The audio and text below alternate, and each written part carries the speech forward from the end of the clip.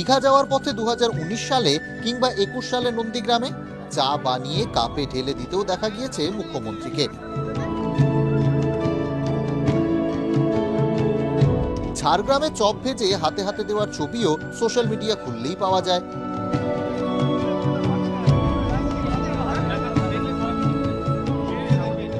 মমতা বন্দ্যোপাধ্যায়ের গলাতেও বারবার ঘুরে ফিরে এসেছে চা চপ।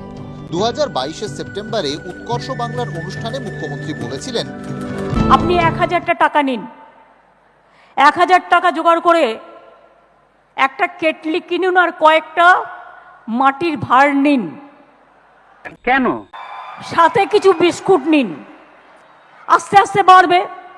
প্রথম দিন আপনি বিস্কুট নিলেন প্রথম সপ্তাহে, তারপরে সপ্তাহে মাকে বললেন মা একটু ঘুগনি তৈরি করে দাও, তারপরে সপ্তাহে একটু তেলে ভাজা করলেন, একটা টুল আর একটা টেবিল নিয়ে বসলেন। এই তো পুজো আসছে সামনে, দেখবেন লোককে দিয়ে কুলোতে পারবেন না, আজকাল এত বিক্রি আছে। চাকরির চেয়ে চায়ে কি সত্যি বেশি ইনকাম হতে পারে? সম্ভব নয়। চায়ের দোকান, সারাদিন চায়ের দোকান করে নিজের রোজি রোজগার চালানোই দায় হয়ে গেছে। ছেলে পড়ে লেখাপড়া শেখানো। 1000টা চায়ের দোকান করলে কোনো একটা হয়তো ক্লিক করে গেল, কিন্তু 1000 জনের মধ্যে 999 জন কিন্তু সেটা সম্ভব না। চায়ের দোকান করে কতটুকু আর লাভ হয়? জিনিসের যা দাম, আর সরকারি চাকরি তাদের বেতন বেশি, চায়ের দোকানে তো সেরকম ইয়ে হয় না।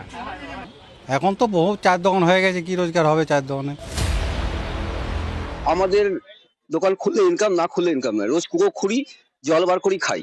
যেদিনকে বসে যাবো সেদিনকে কোনো রোজগার নেই। মানে আমি যেদিন বসবো সেদিন আমার মানে কিছু রোজগার হবে, যেদিন বসবো না সেদিন কিছুই রোজগার হবে না। কানি আর চায়ের তো খুব একটা ইনকাম নেই, এইটা তো কি বলবো, আর কিছু বলার নেই। এদের সঙ্গে চায়ের দোকানে ইনকামের কোনো তুলনা করাই উচিত না। এই কম্পিটিশন মার্কেট, এক হাত অন্তর অন্তর চায়ের দোকান, ক কাপ চা বিক্রি হয় সারাদিনে। স্ট্যাটাস আছে, লেখাপড়াটা শিখেছে কিসের জন্য? এই চায়ের দোকান করার জন্য, চপের দোকান করার জন্য? তা তো নয়।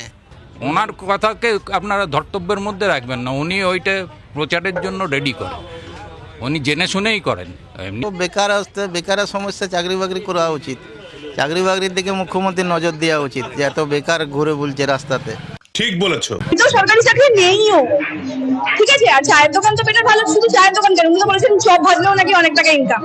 খুব খারাপ লাগে যে মানুষকে নিয়ে কিভাবে উনি পরিহাস করতে পারেন। তৃণমূল নেতাদের মতো করে ওই লোকের থেকে হাত পেতে ঘুষ খাওয়ার থেকে সম্মানের সঙ্গে চা বিক্রি করা, বিস্কুট বিক্রি করা অনেক ভালো, এটা মাথা উঁচু করে বাঁচার মতো জীবন। কিন্তু প্রশ্ন একটাই, আপনি রাজ্যের মুখ্যমন্ত্রী, আপনি যেখানে জানেন চা বিক্রি করলে এত লাভ, তা আপনার আদরের ভাইপোকে এরকম চা বিস্কুট বিক্রি করতে না পাঠিয়ে সরকারি চাকরি বিক্রি করতে পাঠালেন কেন? গরু, বালি আর কয়লা বিক্রি করতে পাঠালেন কেন? নিঃসন্দেহে তুই ঠিক কথা বলেছিস। হ্যাঁ, চাকরি চুরি করে বড় স্কুল মাস্টার হওয়ার থেকে নিশ্চয়ই চায়ের দোকান করাটা অনেক সম্মানের কাজ।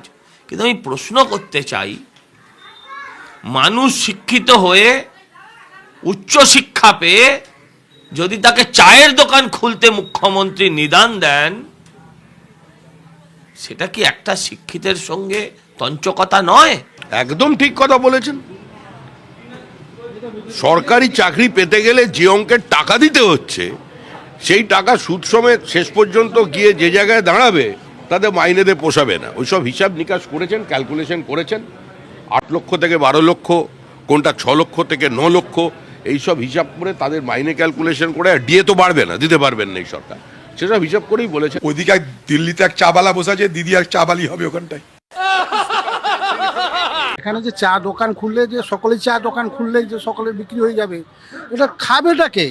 এরকম হয় নাকি? দিন রাত খেটে খেটে কোনো রকম সংসার চালাচ্ছে, সরকারি মতো কি করে পাবে? হতে পারে না। কখনো সম্ভব? এটা কখনো সম্ভব না। জানি না মুখ্যমন্ত্রী, আমি জানি না কি ধারণাতে উনি বলেছেন। তাহলে তো সব লোক তো চাকরি বাকরি পরীক্ষা না দিয়ে সমস্ত সব লোক চা বিক্রি করবে। সরকারি অফিসের মাইনে কত এখন জানেন উনি? সেটা আমার তো মনে হয় না জেনে বলেছেন। দেখুন, সরকারি চাকরি পায় যে সে একটা শিক্ষিত লোক, পরীক্ষা দিয়ে একটা সরকারি চাকরি পায়, তার একটা মর্যাদা আছে। কিন্তু যে চায়ের দোকান, একটা শিক্ষিত ছেলে এসে চায়ের দোকান খোলাটা আমার মনে হয় না অতটা সহজতর আর কি। তো মুখ্যমন্ত্রী যেগুলো বলেন না, এগুলো ভেগ কথা, ভেগ এবং ফেক। এসব ভেগ কথা, অবাঞ্ছিত কথা, অভাবনীয় কথা, অযৌক্তিক কথা, কি বলবো, এগুলোকে ব্যাখ্যা বা বিশ্লেষণ করা খুব মুশকিল। আপনারা কি জানেন কচুরি পানা দিয়ে এত সুন্দরভাবে সেটাকে শুকিয়ে ব্যাগ তৈরি করছে, বাজারে যাওয়ার ব্যাগ তৈরি করছে, খাবার থালা তৈরি করছে। আগে যে শালপাতার থালায় খাবার দিত, ওই থালাতে খাবার দিচ্ছে। তো কাশফুল বনে বনে হয়ে আছে। অনেক জায়গায় খুব হালকা লেপ ইউজ করে গায়ে দেওয়ার জন্য। বাচ্চাদের জন্য তুলোর পিলো ইউজ করে, মানে বালিশ। এই কাশফুল দিয়ে কত ভালো হতে পারে। এগুলো দিয়ে ফুলদানিতে ফুল রাখার ব্যবস্থা করতে পারেন। এই কাশফুল লোকে কিন্তু পছন্দ করে বাড়িতে রাখতে। পুজোর সময় ঘুরেও বেড়াবে, আর দরকার হলে একটা ঝালমুড়ির কৌটোর মতো কৌটো করে নেবে, একটু বাদাম দিয়ে দেবে, একটু ছোলা দিয়ে দেবেন, দারুণ বিক্রি হয়।